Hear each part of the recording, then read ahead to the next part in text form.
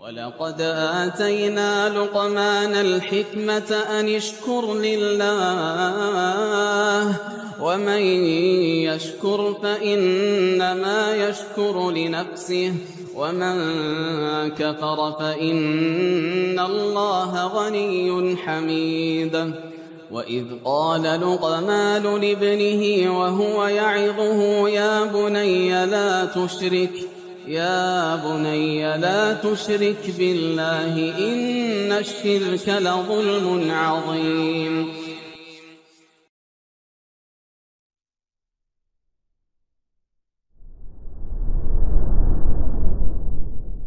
السلام عليكم ورحمة الله وبركاته.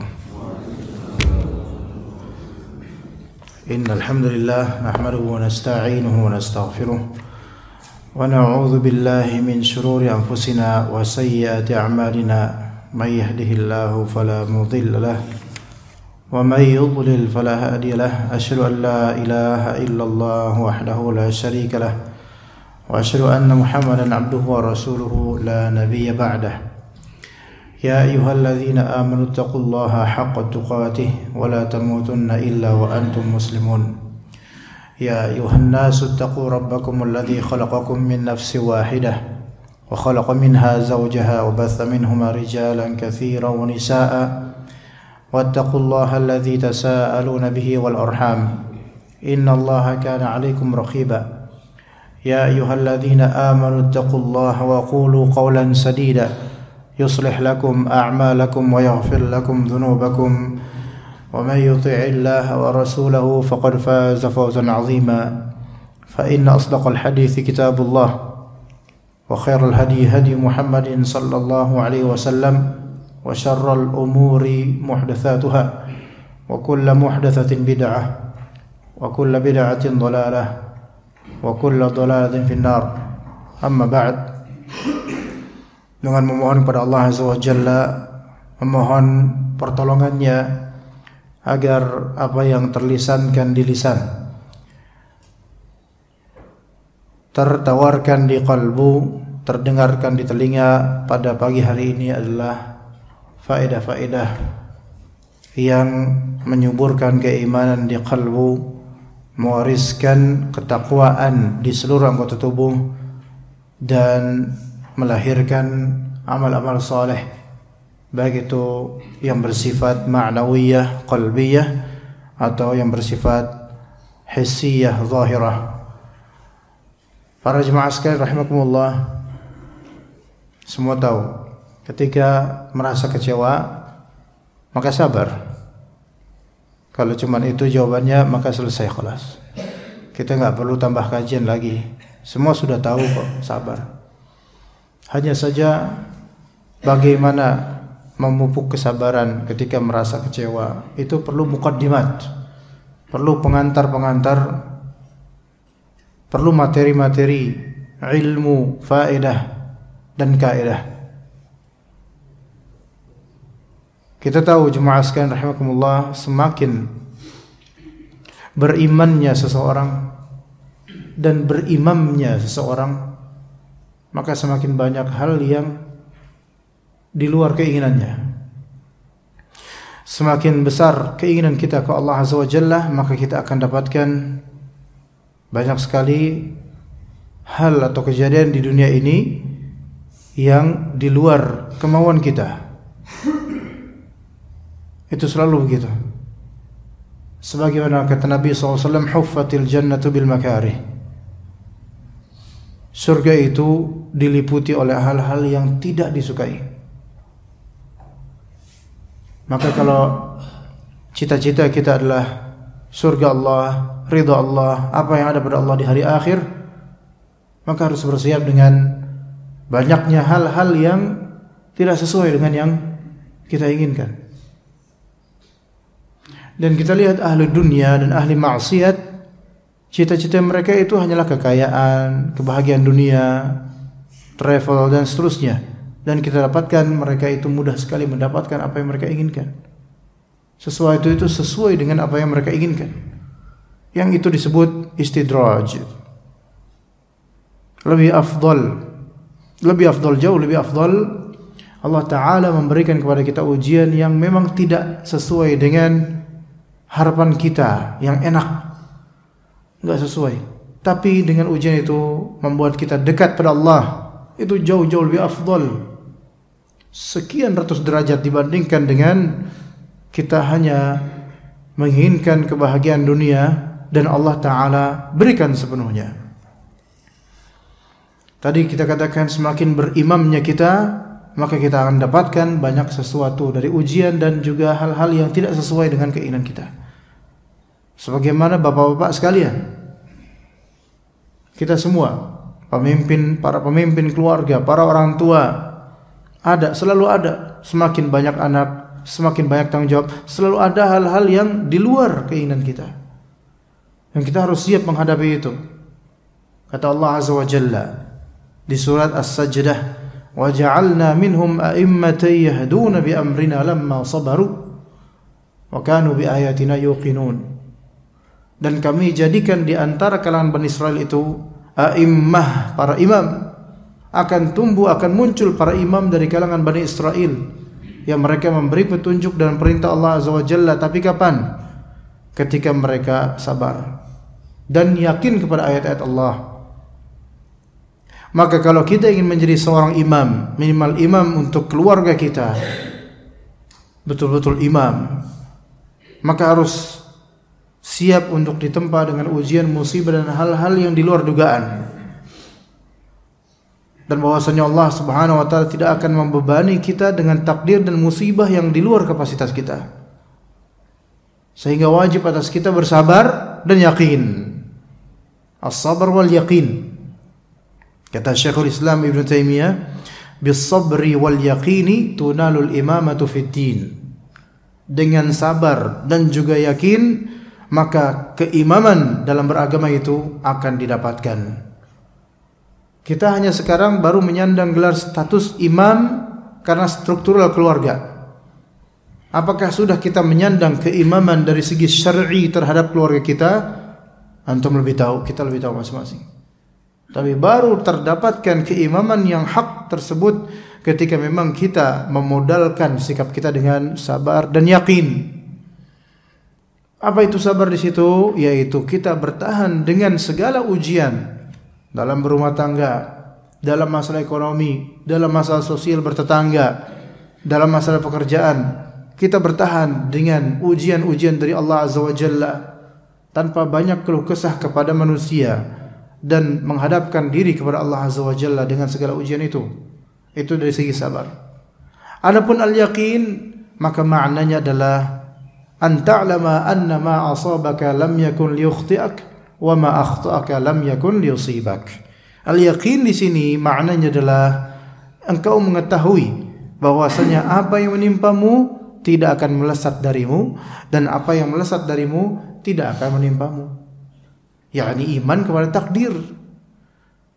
Sabar dan betul-betul iman kepada takdir, itu adalah seorang imam yang menahan dan bertahammul, menahan beban dari ujian-ujian, menahan keluh kesah keluarga dan orang-orang sekitar, yang mana dia tetap bersabar. Sehingga inilah imam, memiliki sifat hilm, tidak responsif, tidak langsung bergegas menghukum dan seterusnya, tapi sabar dan yakin. Kemudian jemaah sekalian rahimakumullah, Allah Subhanahu wa taala berfirman di surat An-Nahl 96,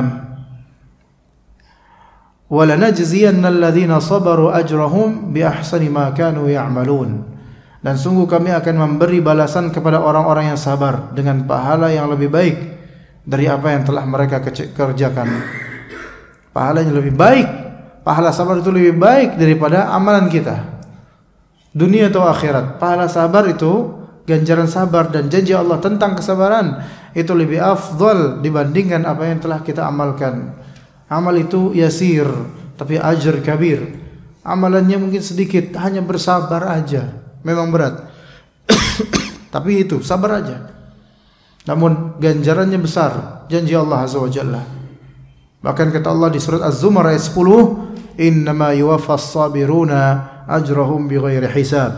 Sesungguhnya hanya orang-orang yang bersabarlah yang dicukupkan pahala mereka tanpa batas. Maka pahala sabar itu unlimited, Pahala sabar itu tidak seperti pahala umumnya amal ibadah. Yang mana pahala umumnya amal ibadah itu satu amal bisa 10 kali lipat paling maksimal, atau mungkin ditambahkan berapa oleh Allah Azza wa Jalla, tergantung momentum.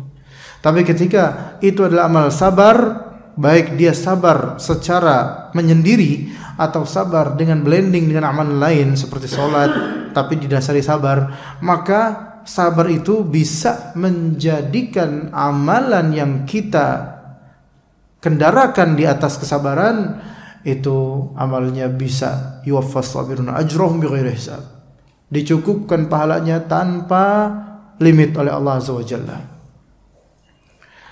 Kemudian jemaah sekalian rahimani wa rahimakumullah, Allah Ta'ala berjanji kepada orang-orang yang sabar ketika kecewa bahwa mereka itu, orang-orang yang sabar itu bersama Allah. Orang-orang yang sabar itu bersama Allah dengan ma'iyah khassa, dengan kebersamaan yang khusus. Dan kebersamaan yang khusus itu melazimkan adanya ta'yid, nasr, idhmi'nan, adanya ketenangan, pertolongan, bantuan dari Allah Azza wa Jalla. Cukuplah kebersamaan seseorang dengan Allah itu sebagai suatu karamah, kemuliaan buat dia. Karena seseorang itu termuliakan dengan siapa dia bersamanya. Maka jika dia bersama dengan bisikan syaitan, tidak ada kemuliaan, walaupun mungkin orang-orang masyarakat yang awam menganggapnya mulia.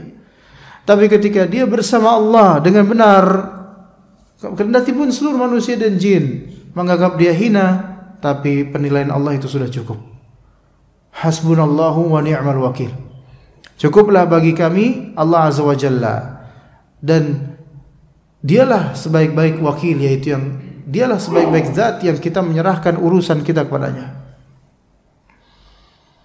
Kemudian di antara janji Allah kepada orang-orang yang sabar, Allah Ta'ala juga mengumpulkan kebaikan-kebaikan untuk orang-orang yang sabar, yang hal itu tidak Allah lakukan untuk selain orang-orang sabar. Kata Rabb kita Azza wa Jalla di ayat yang sangat masyhur di Al-Baqarah 157, orang yang sabar, ulaika alaihim salawatum min rabbihim wa rahmah wa ulaika humul muhtadun. Mereka orang-orang yang sabar akan mendapatkan salawat min rabbihim. Salawat ini salawat dari Allah kepada orang-orang ini adalah Allah Ta'ala memuji orang-orang ini, menyebut nama orang-orang yang sabar ini di hadapan para malaikat yang tertinggi, yang pastinya akan didoakan yang terbaik oleh para malaikat tersebut, dan dia akan dapat berkah di kehidupannya. Jangan kira orang yang tertindas, terzalimi, tersudutkan tanpa hak, jangan pernah ngira, wahai kalian kaum muslimin, walaupun kita awam, jangan mengira bahwasanya dia itu sedang dihinakan oleh Allah Azza wa Jalla. Boleh jadi justru itulah cara Allah Azza wa Jalla mengangkat derajatnya dengan kesabaran terzalimi, yang zahirnya bagi umum orang ini adalah orang terhina. Tapi dengan kesabarannya Allah angkat derajatnya.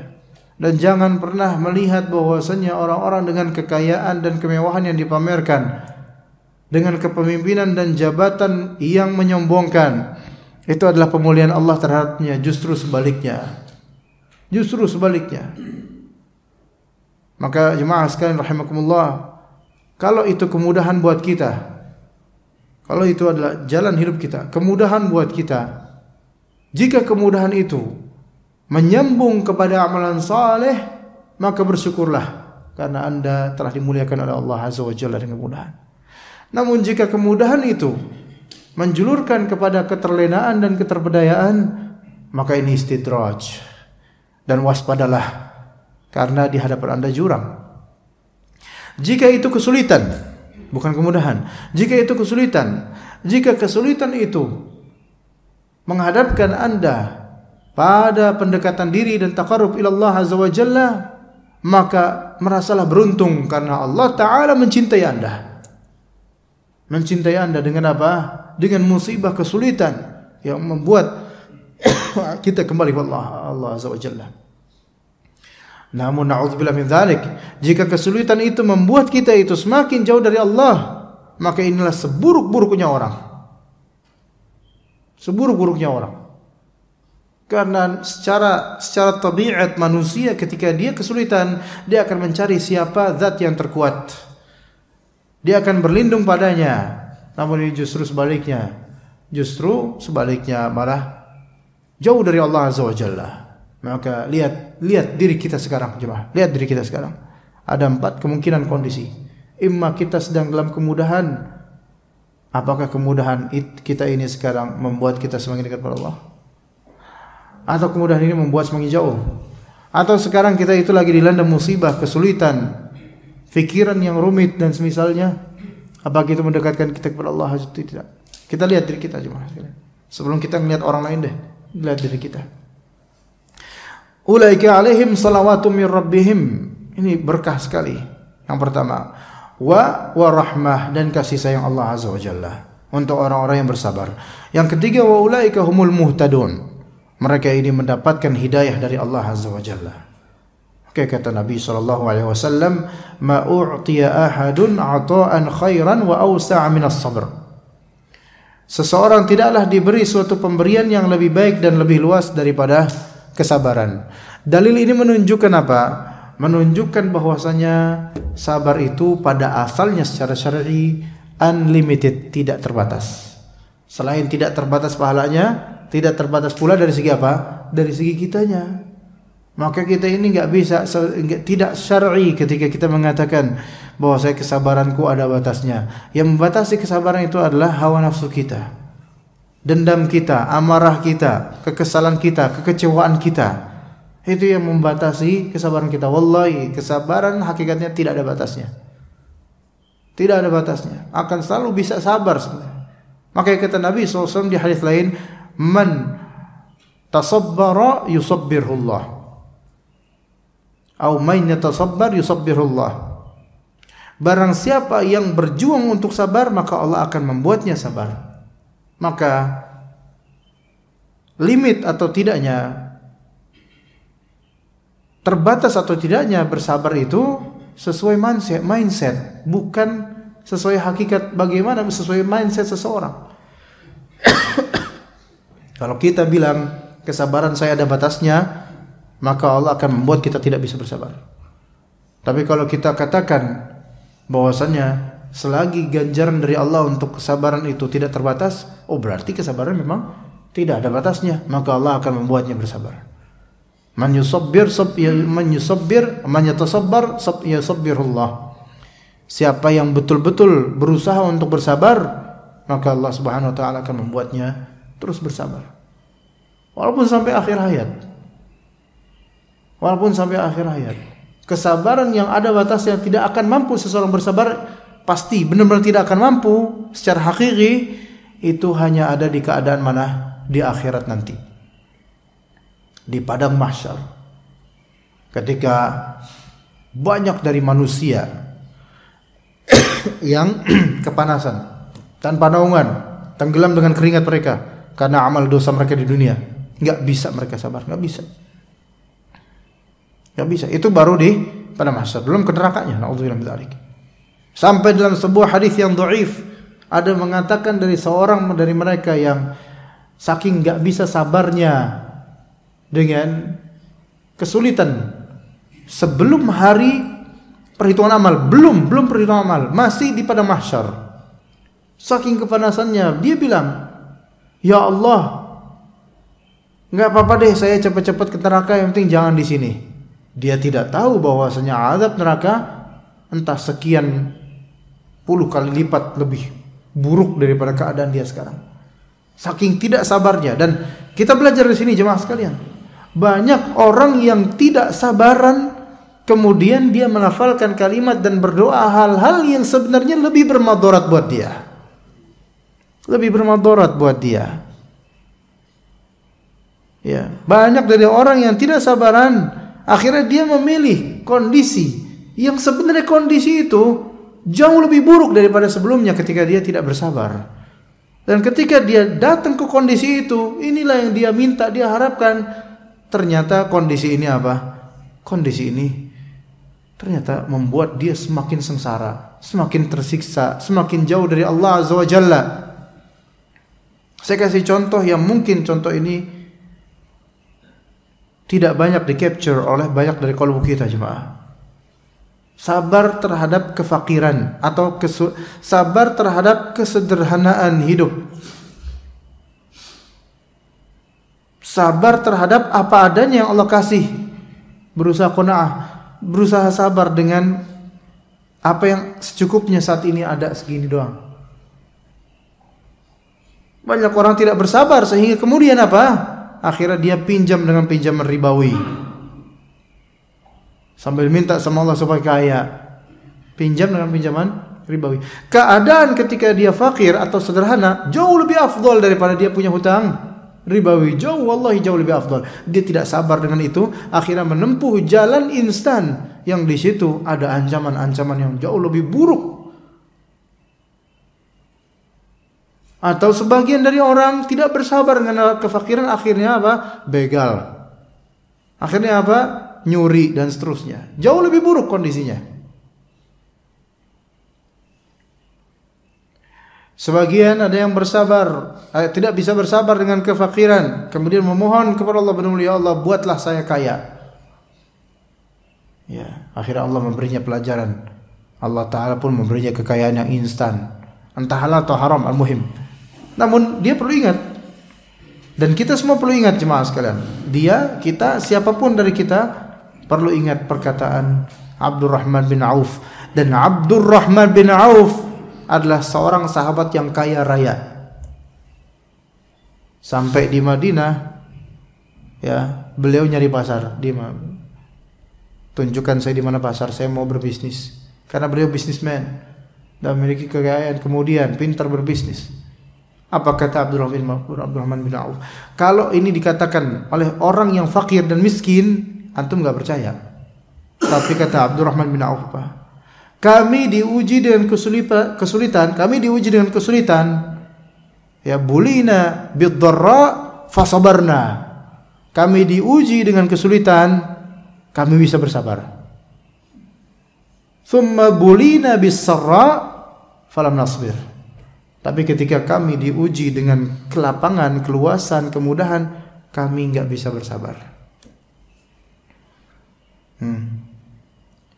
Maka kalau kita lagi kesulitan, mungkin kita ingin supaya lebih mudah, jangan seperti ini Allah. Ya, kita minta sama Allah Ta'ala. Tapi harus pahami baik-baik. Rata-rata manusia itu sebenarnya ketika diuji dengan kesulitan, dia tidak akan diuji di luar kapasitas dia. Dia bisa sebenarnya untuk bersabar. Ya. Apapun kekecewaan itu. Namun yang menjadi kenyataan nanti diuji oleh Allah Ta'ala dengan kemudahan, nggak bisa bersabar. Nggak bisa bersabar. Makanya sebagian orang tidak mau pakai m-banking. Ayo Pak, kenapa coba Pak? Pasti tahu, ibu-ibu pasti tahu. Kenapa nggak mau pakai e-banking, internet banking atau m-banking? Pakai ATM aja lah. Coba kenapa? Bahkan sebagian orang tidak mau install Shopee, Tokopedia, nggak mau. Kenapa? Karena kemudahan akses untuk itu semua membuat seseorang kadang tidak bisa bersabar untuk menahan diri dari belanja. Betul apa enggak? Ada nggak orang kayak gitu? Ada. Saya nggak pakai banking, afwan. Sehingga harus mempersulit diri, dan itu bagus buat dia. Kalau mau bayar apa-apa, saya di ATM, pergi dulu. Enggak lewat m-banking, gampang soalnya terlalu gampang sehingga apa? Enggak bisa nabung saya nanti kalau pakai bank gitu. Ada yang seperti itu, dan itu baik buat dia.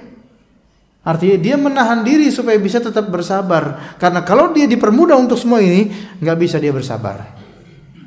Ada orang kayak gitu, dan itu hak dia, dan itu bagus buat dia. Ya, kita mungkin merasakan itu, cuma apa-apa gampang, tetap enak. Dan segala kemudahan itu memang betul-betul membuat kita terlatih untuk tidak bisa maksimal bersabar. Saya tidak tahu masjid ini sejak kapan pakai AC. Mohon maaf, kapan pertama? Apa dari awal Pak ya? Oh, alhamdulillah. Mudah kan, enak kan? Sekarang coba AC mati. Ada nggak perasaan berbeda? Pasti ada. Mulai gatal, mulai garuk, keringetan, mulai nggak ini. Ya. Dulu di antara jemaah mungkin ada yang tinggal di kampung, rumah dari rotan, dari bambu dan seterusnya. Ada AC nggak? Nggak ada AC alam. Panas ya panas, tapi tubuh menyesuaikan. Alhamdulillah. Keringatan biasa. Sekarang ketika udah sukses, udah tinggal di kota, di Bekasi, masya Allah, sudah pakai AC, rumah udah enak, bahkan mewah mungkin. Alhamdulillah, rezeki dari Allah. Tapi kalau Anda dikembalikan ke zaman itu, mau nggak? Nggak bakal mau, karena nggak bakal bisa bersabar. Kenapa? Karena sudah kena dengan kenikmatan ini. Ya bukan berarti kita nggak bersyukur, bersyukurlah. Tapi ingat betapa adanya kita bisa bersabar dulu ketika lagi sulit. Sekarang pas udah enak nggak bisa bersabar lagi kayak dulu. Ya, maka coba kita latih diri kita. Cuma bukan berarti kemudian ya udahlah saya nggak usah pakai AC, ya udahlah saya hidup reot-reot aja lah biar saya bisa nggak gitu juga. Nggak gitu juga. Tetapi ketika kita sudah mudah lapang, ingat hal-hal tadi, tetaplah banyak bersabar, karena semakin banyak hal yang memudahkan kita, sebenarnya ujiannya semakin banyak. Ya. Kemudian jemaah sekalian rahimani wa rahimakumullah, perlu diketahui di dalam kitab Mukhtasar Minhajul Qasidin, sabar termasuk karakteristik manusia. Sabar itu adalah karakter manusiawi. Dia tidak ada pada hewan. Ya, ada nggak misalnya hewan tersifati sabar? Ada memang. Tapi itu sifat sabar itu bukan sabar yang melahirkan amalan atau pahala. Hewan yang disebut sabar itu biasanya jamal, yaitu unta. Ya. Tapi selain unta, rata-rata hewan itu tidak sabar. Nah, unta pun sesabar apapun unta, tapi ketika minum nggak sabar. Ya, beda dengan kita. Kata Allah Azza wa Jalla, bagaimana caranya orang minum di akhirat, di neraka. Fasyaribu syurbal him.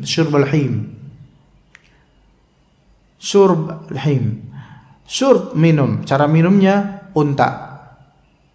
Jadi ada orang kehausan di neraka, diberikan nanah, darah dari kemaluan-kemaluan pezina, na'udzubillah min dzalik, dan saking hausnya itu, bahkan itu mendidih itu.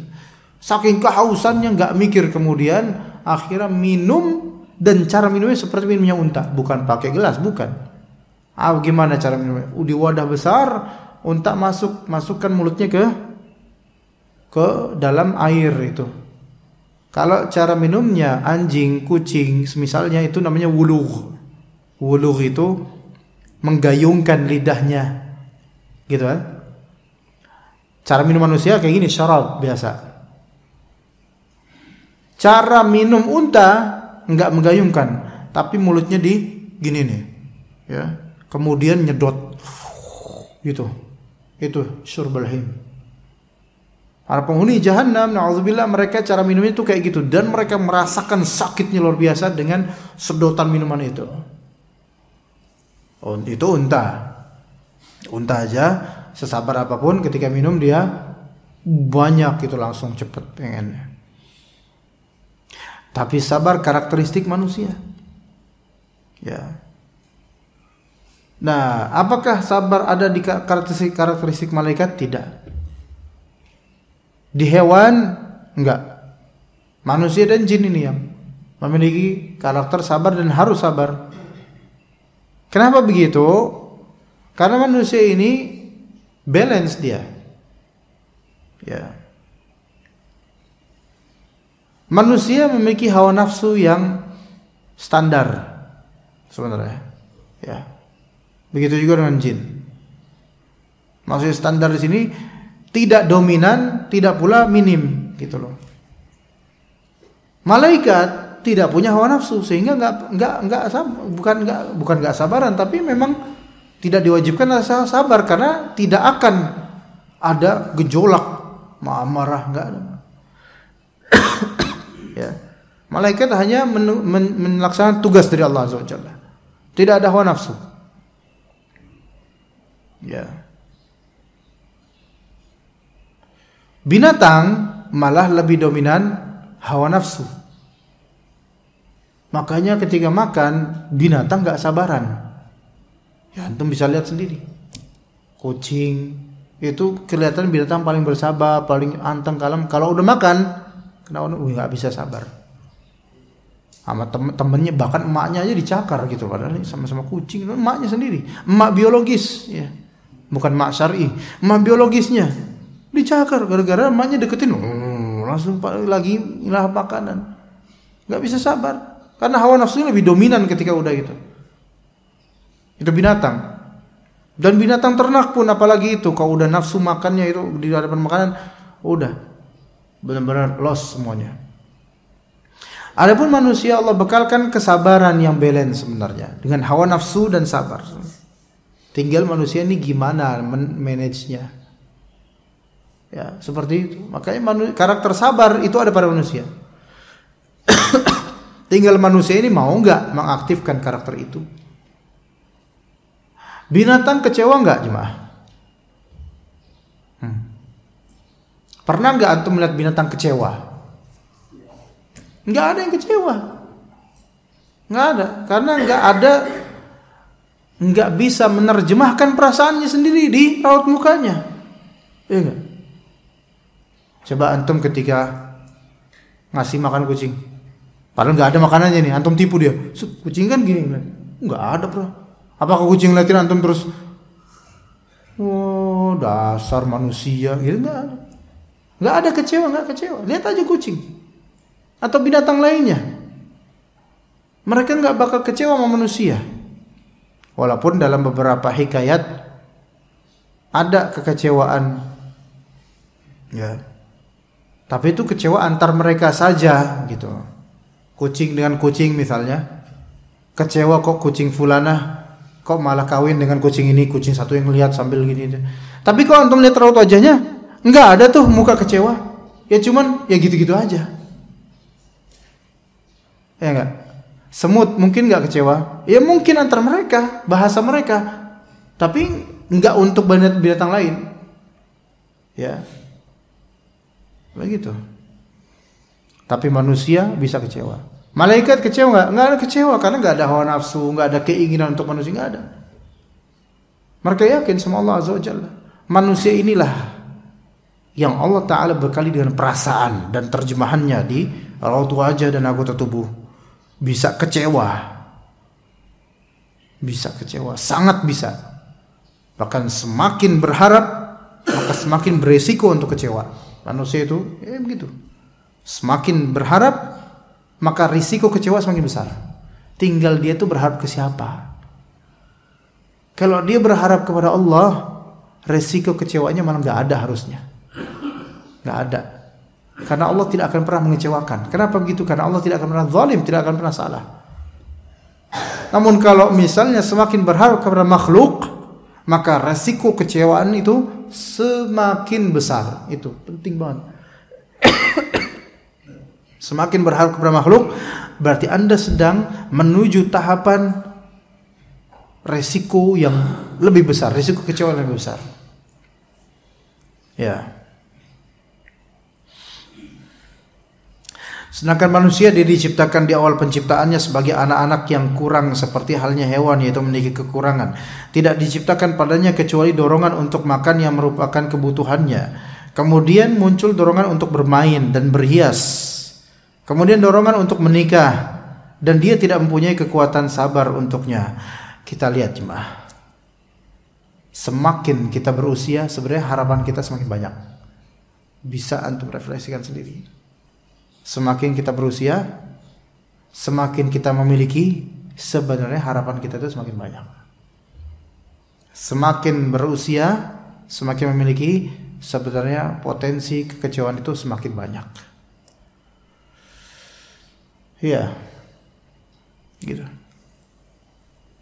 Ya, kita lihat diri kita jemaah sekalian. Dulu ketika masih kecil, nggak banyak harapan kita. Bahkan kalau kita berharap, kita itu nggak ngerti apa harapan kita kadang-kadang. Dulu waktu kecil.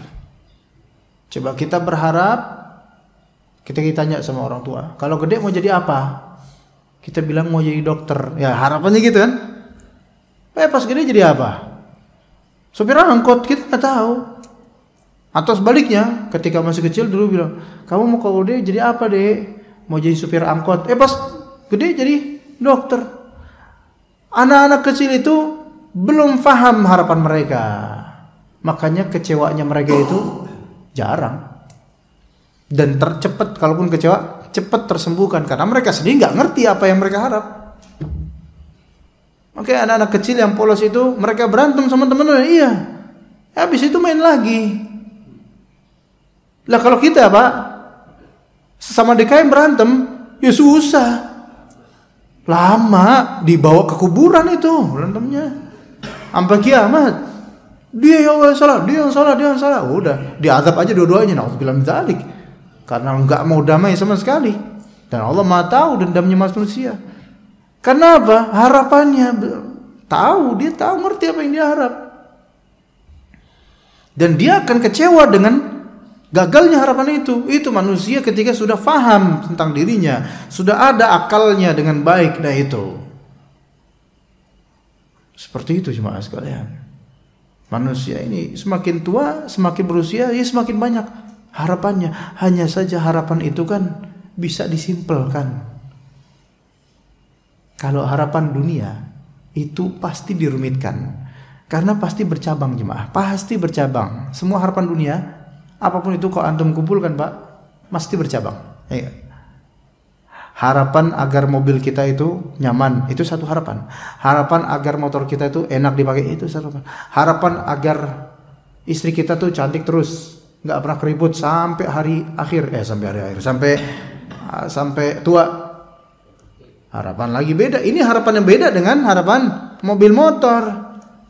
Harapan nanti punya rumah, ada tamannya, ada lagi tuh harapan tuh. Semua cabang harapan dunia itu masing-masing punya kisah tersendiri. Dan masing-masing punya kekecewaan yang berbeda. Semakin semuanya itu nggak sesuai harapan, semakin numpuk kekecewaan kita. Tapi kalau harapan kita akhirat, harapan kita Allah Azza wa Jalla, yang tadinya ini banyak nih, jadi satu ke Allah Azza wa Jalla. Beda dan nggak bakal kecewa tuh. Insya Allah nggak bakal kecewa. Kalau semua harapan-harapan ini ditujukan lillahi ta'ala, ditujukan untuk keselamatan hingga akhir, ini mengerucut lillahi ta'ala khalas. Beda. Seperti piramid, ujung-ujungnya ke Allah semua, ujungnya ke Allah. Ada masalah yang, kok harapan ini nggak bisa, udah ini lillahi ta'ala. Sekarang kalau misalnya seseorang berharap untuk ke masjid, sholat berjamaah, qadarullah hujan deras lagi, nggak sesuai dengan harapan, ya qadarullah hujan. Gimana kira-kira? Kecewaannya kira-kira sampai stres nggak? Enggak. Ada solusi syariat dan dia mungkin tetap dapat pahala seperti niatannya. Dia bisa sholat di rumah karena uzur, udah khalas. Pahalanya full, enggak mengecewakan Allah Azza wa Jalla itu. Enggak mengecewakan. Anda punya anak. Anak ini kita pesantrenkan. Harapannya apa? Supaya jadi kayak Ustadz Fulan, diundang kemana-mana, tablik akbar antar kota, uang banyak, istri banyak, anak banyak, rumah banyak, follower banyak. Pengen kayak Ustadz Fulan gitu. Ini berarti kan cita-cita dunia atau akhirat? Dunia. Dan ini bahaya sekali. Ketika kecewa, pasti kecewa bukan karena Allah. Kecewanya karena apa? Enggak dapat syahwat dunia ini. Enggak dapat nama. Tapi kalau misalnya kita itu pesantrenkan anak supaya anak ini soleh, mendoakan orang tuanya, kalaupun dia jadi dai nanti dai yang benar, mudah-mudahan seperti itu. Bukan target dunia yang diinginkan, tapi supaya dia menjadi hamba yang dekat sama Allah. Jadi ustadz atau nggak jadi ustadz, dia nggak kecewa sama Allah, karena saya sudah minta sama Allah dan Allah Taala akan mengabulkan dengan caranya. Nggak kecewa, yakin nggak kecewa, walaupun nggak jadi ustadz.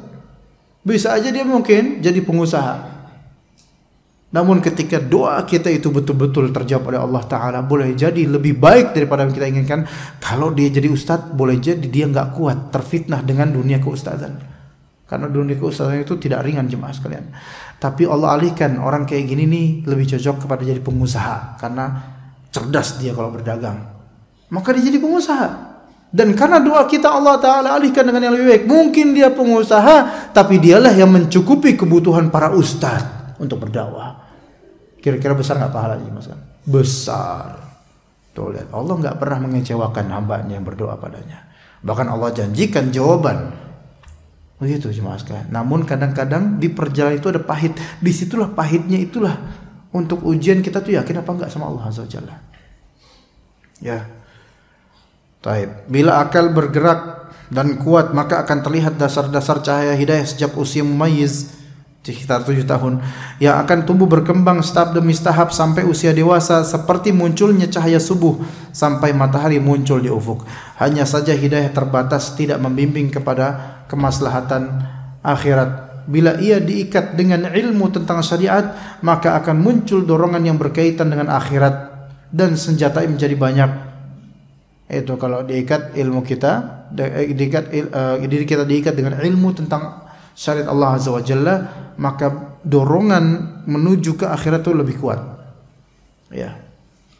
Hanya saja tabiat manusia mengajak kepada apa yang disukainya, sementara dorongan syariat dan akal kerap kali mencegahnya. Kita pengen nih nafsu kita kemana, tapi syariat dan logika itu mencegah, jangan ke situ. Sehingga terjadi perang di antara kedua sisi. Sisi syariat dan logis, dan juga sisi hawa nafsu. Nah, maka medan perang ini adalah di hati hamba. Jadi hati adalah hati, yang mana hati itu bisa terdapat padanya medan peperangan, yang kadang-kadang berkecamuk ketika kita lagi sholat. Ya, ada masalah, problem, pikiran, Allahu Akbar, tetap berkecamuk itu di pikiran kita pas lagi sholat. Medan peperangan di hati. Ya, bantah-bantahan logika dalam hati, masya Allah. Tuh, ya, yang kadang-kadang orang sampai gantung diri, bunuh diri, mencari pelampiasan. Ya karena apa? Karena ada medan peperangan di hatinya. Namun medan peperangan itu bisa didamaikan dengan sabar, yakin, tawakal. Maka sabar ibarat teguhnya dorongan agama dalam menghadapi dorongan hawa nafsu. Bila ia kuat, sabar itu kuat sehingga dapat mengalahkan hawa nafsu, maka dia masuk ke dalam golongan orang-orang yang sabar. Bila ia lemah dan kalah oleh hawa nafsu, tidak sabar melawannya, maka ia termasuk ke dalam golongan pengikut setan. Ya. Kecewa, tapi sabar. Mau ngapa lagi? Ya serahkan ke Allah Azza wa Jalla. Ya. Jemaah sekalian rahimakumullah, ketahuilah di sini bahwa tidak ada satu keadaan pun dari seorang hamba yang tidak memerlukan sabar. Semua keadaan memerlukan sabar, walaupun itu hal-hal yang kecil. Ya. Ada jemaah misalnya lagi kajian atau apa ya, terus perut sakit. Ya sabar ya, ke WC sih. Saya pernah mengalami kesabaran yang mau gak mau harus sabar. Kalau gak sabar gak bisa itu. Apa coba jemaah? Pas lagi mau khutbah Jumat Pak, di Paul Bluebird, di suatu daerah lah di Jakarta Selatan, mungkin sebagian jemaah tahu. Kan ana sebagai khotib Nabi, Assalamualaikum warahmatullahi wabarakatuh. Dudukan langsung sakit perut Pak. Sakit perutnya tuh kenceng banget, sakit perut. Sampai merinding tuh bulu-bulu itu. Itu dalam keadaan apa muadzin lagi azan itu. Bisa nggak ada izin ke WC dulu Pak? Tuh posisi yang nggak bisa itu. Masa asyhadu alla ilaha illallah, pas tidak, maaf jemaah saya izin ke WC dulu. Kan ketawa orang jadinya. Nggak jadi khutbah, ketawa orang jadi bahan omongan. Ini ustaz siapa nih namanya, cari YouTube konyol banget ustaznya nih, ya gitu.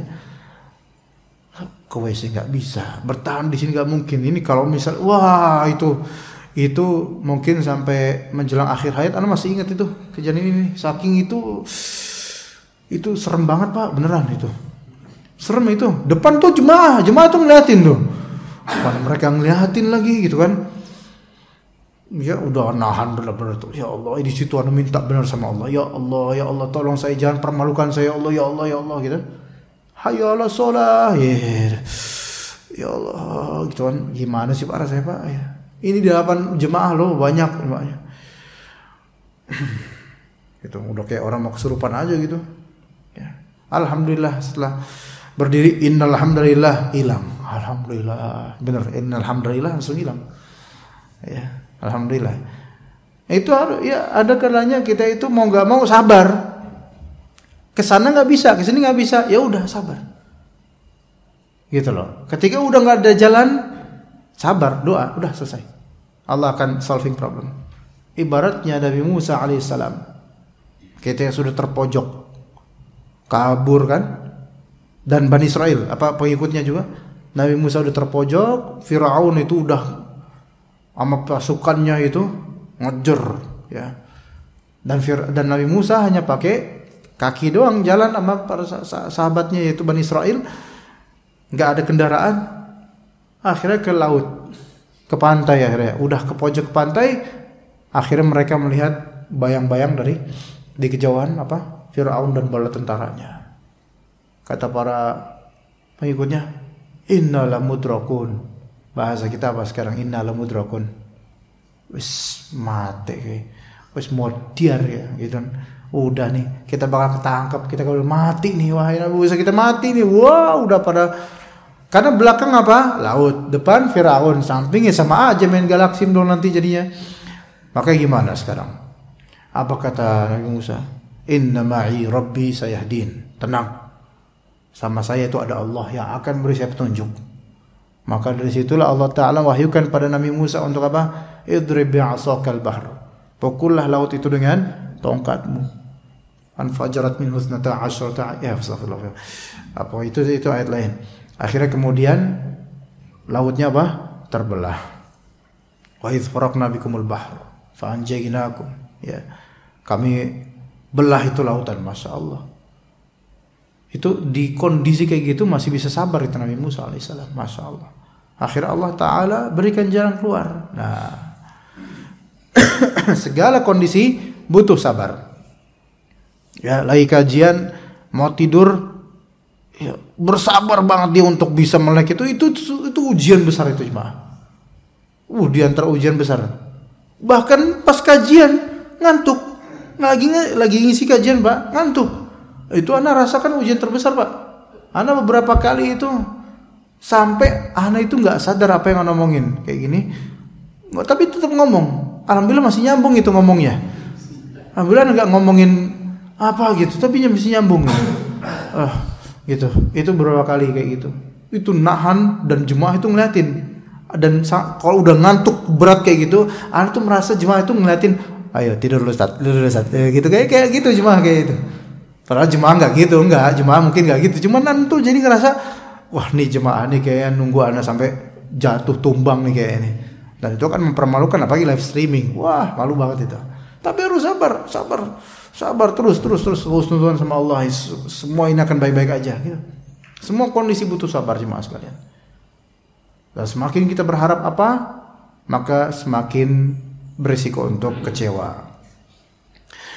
Nah, segala apa yang dihadapi di dunia ini tidak luput dari dua macam. Semua hal apapun di dunia ini tidak luput dari dua macam. Pertama, apa yang sejalan dengan harapan.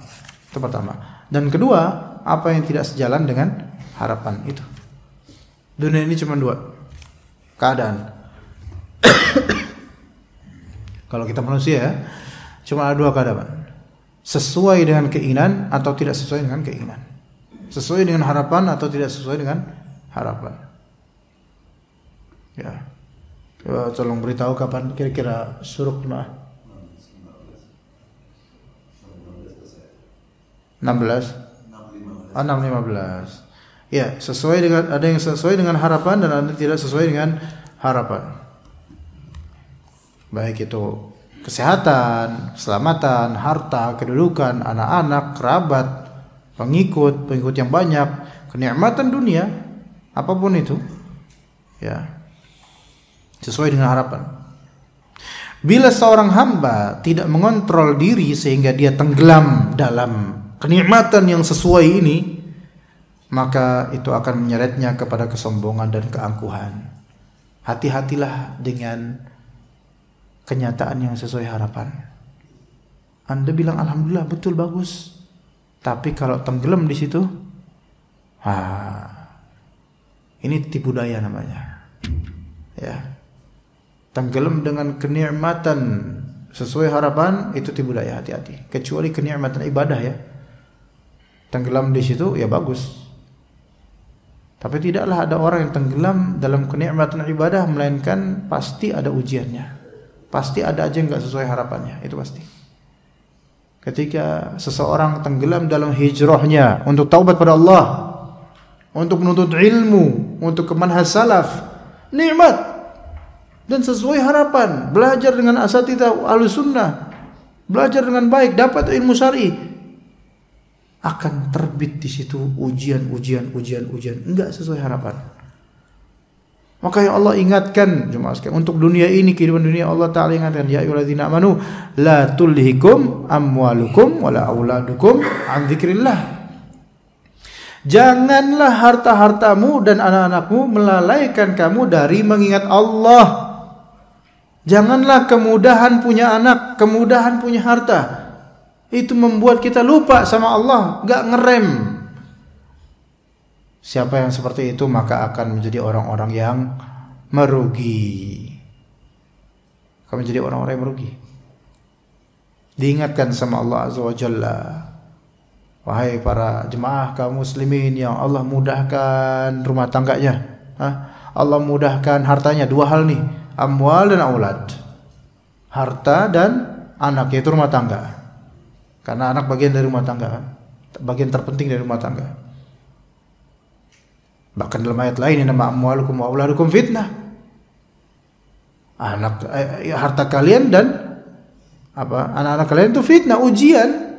Tapi wallahu indahu ajrun azim. Allah punya ganjaran yang besar kalau kita betul-betul bersabar dengan misalnya harta sesuai keinginan kita. Anak-anak, rumah tangga enak sesuai dengan keinginan kita. Kalau tidak dibalance dengan mengingat Allah Azza wa Jalla, maka enggak ada ganjaran mungkin. Tapi kalau misalnya harta enggak sesuai dengan keinginan kita, malah fakir, namun dekat pada Allah, zikrullah, jauh lebih afdal. Rumah tangga ada praharanya, namun kemudian dekat dengan Allah dengan prahara itu, maka itu lebih afdal. Maka jangan memparameterkan atau jangan mengkaedahkan atau membarometerkan kebahagiaan seseorang itu dengan harta atau bagaimana keluarganya semata. Melainkan dilihat dari apa? Dia dekat enggak sama Allah, itu aja. Cukup itu. Dekat enggak sama Allah. Kalau misalnya dia bahagia, kenapa? Karena pas dia udah menikah, alhamdulillah sekarang perutnya tambah gede misalnya. Itu kan banyak tuh bapak-bapak tuh. Kalau udah nikah, dulu tuh kurus, udah kayak pohon jagung, sekarang gede, perutnya gede ya. Nih bahagia nih ya. Ya, kalau kita kenal syariat Allah, enggak itu parameternya. Malah justru ada beberapa asar yang menunjukkan hati-hati dengan saman, yaitu lemak, hati-hati dengan lemak. Bukan hanya masalah kesehatan ya, tapi masalah keagamaan. Hati-hati. Ya, bukan itu parameternya jemaah. Tapi dekat enggak sama Allah? Lihat diri kita sekarang jemaah sekalian. Apapun kondisi Anda sekarang, harta Anda, keluarga Anda, apapun kondisinya, alhamdulillah kalau baik. Kalau misalnya kondisinya lagi tidak baik, tapi dekat sama Allah, pujilah Allah karena Allah mencintai Anda. Karena Allah mengajak Anda berdekatan dengannya. Ya, begitu jemaah sekalian rahimakumullah. Jadi dunia ini kalau enggak, dua pilihan, imma hal ini sejalan dengan keinginan atau tidak sejalan dengan keinginan. Sejalan dengan keinginan, hati-hati. Tidak sejalan dengan keinginan, maka solusinya adalah dekat pada Allah Azza wa Jalla. Begitu, ya. Ada pertanyaan jemaah sekalian? Tidak ada. Ini mau 6.15 loh, Pak. Enggak ada pertanyaan? Cukup sampai sini? Ya, silakan Bapak. Terima kasih. Assalamualaikum warahmatullahi wabarakatuh. Waalaikumsalam warahmatullahi wabarakatuh. Ya, silakan Pak. Kesimpulannya tadi adalah dalam kehidupan ini ada yang sesuai dengan kehendak dan yang tidak sesuai atau kecewa. Pertanyaan misalkan kita kecewa katakan di dalam kehidupan masyarakat. Bermasyarakat. Iya, khususnya dalam misalkan dalam medsos itu kan. Kita di apa Pak? Di medsos. Media sosial. Iya, media sosial. Kita dikecilkan, dikucilkan kan, atau dihinakan. Kemudian sikap kita, apakah kita balik lagi, apa artinya kita lawan dengan sikap seperti itu, atau kita biarkan? Kalau kita biarkan dalam hati saya, ini kayaknya menghina amat gitu kan. Tapi setelah kita balas, dia kemudian minta maaf dan bagaimana? Apakah itu sikap itu dikatakan sabar atau tidak? Saya pertama. Yang kedua, satu dulu nanti saya lupa soalnya kalau itu nanti pasti lupa saya nomor pertama. Ntar diulang lagi. Ya, pertanyaan Bapak, jazakumullah khairan. Ya tadi mukadimahnya pasti hidup ini imma sesuai harapan, imma tidak sesuai harapan. Nah, dalam hidup bermasyarakat di media sosial terutama atau di grup-grup WhatsApp misalnya atau hal lain, kadang kita dikucilkan, di underestimate, mungkin keluarga kita direndahkan atau kita dijuluki dengan kalimat-kalimat yang tidak baik. Sekarang apakah kita melawan, merespon atau tidak? Di sini dia harus dilihat apa penyebab dia melakukan itu pada kita. Apakah penyebabnya adalah memang kita pernah melakukan dosa atau memang murni dia fitnah atau gimana? Kalau penyebabnya adalah kita memang pernah melakukan dosa, baik terhadapnya atau dosa terhadap Allah, maka yang paling pertama kita lakukan adalah taubat dulu. Taubat, istighfar. Jangan langsung respon, melainkan kita taubat, istighfar, minta ampun sama Allah. Kalau ternyata kesalahan kita itu adalah berkaitan dengan orang tersebut, maka kita minta maaf dulu sama dia. Karena mungkin aja dia itu melakukan hal itu pada kita karena kita punya salah sama dia. Mungkin. Tapi kalau ternyata kita nggak ada salah apa-apa sama dia, cuman karena mungkin kita mau ngaji, atau mungkin kita sholat, atau mungkin karena kita banyak anak sehingga ada yang hasad, maka di sini dilihat apakah underestimate dari dia itu mengandung fitnah yang bisa membuat orang terpengaruh atau tidak. Kalau mengandung fitnah yang membuat orang berpengaruh, maka kita punya hak untuk klarifikasi. Ketika dia memfitnah atau menjuluki kita dengan buruk dan fitnah yang berpengaruh, dan itu di grup WhatsApp misalnya dibaca oleh orang-orang, maka kita dianjurkan untuk klarifikasi bahwa saya tidak begitu, kami tidak begitu. Patahkan dengan argumen dan kenyataan yang sahih kalau itu benar. Gitu. Tapi kalau tidak mengandung fitnah yang berpengaruh, maka lebih afdol japri sih ya. Maka lebih afdol adalah tentu aja kita cukup dengan sabar dan doa. Begitu. Jadi dilihat Pak, ya dia ini ada apa? Memfitnah atau bagaimana? Begitu. Wallahu a'lam. Yang kedua Pak, mungkin itu yang pertama. Yang kedua ya, ada semacam kecewaan juga misalkan dalam sesuatu kita punya anak gitu kan. Harapan kita anak ini menjadi soleh dan sebagainya. Kita sekolahkan segala macam. Tapi kenyataannya di luar itu gitu. Sikap kita bagaimana? Apakah kita kenyataannya di luar itu di sini maksudnya apakah artinya, karena anak bandel? Ya di luar keinginan kita gitu. Di luar harapan. Oke, baik. Mungkin solehnya enggak seperti kita harapkan. Yang baik. Siap. Itu sikap kita bagaimana? Demikian, terima kasih. Ya. Jadi kita punya anak, harapan semua dari kita kan harapan apa? Anak kita soleha gitu kan Pak ya. Enggak lebih baik dari kita gitu loh. Kenyataannya qadarullah ya seperti itu. Di luar harapan kita. Di luar harapan yaitu low gitu kok, malah sebaliknya gitu misalnya. Lalu sikap kita bagaimana? Sikap kita adalah pertama husnuzan sama Allah. Ya, bagaimana husnuzan sama Allah? Berbaik sangka sama Allah bahwasanya Allah Ta'ala tetap akan menjawab doa-doa kita. Dia akan soleh pada waktunya. Gini loh Pak, sebagaimana kita yang baru mau ke masjid sekarang, dulu mungkin waktu masih muda boro-boro ke masjid, pas sudah tua dah baru ke masjid karena ingat akhirat. Ya, bisa dipahami ya? Anak kita pun bisa aja begitu. Like father like son. Ya, mungkin anak kita seperti ini untuk menjadi refleksi dan peringatan, dulu tuh kamu juga kayak gitu Pak. Gitu. Harap sabar dan juga sadar.